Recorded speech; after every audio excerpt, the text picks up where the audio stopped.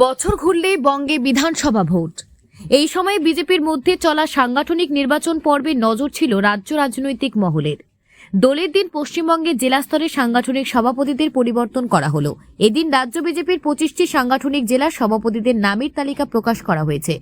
সেই তালিকায় দলের আদিদের উপস্থিতির নজর কাড়া, দাবি ওয়াকিবহল মহলের।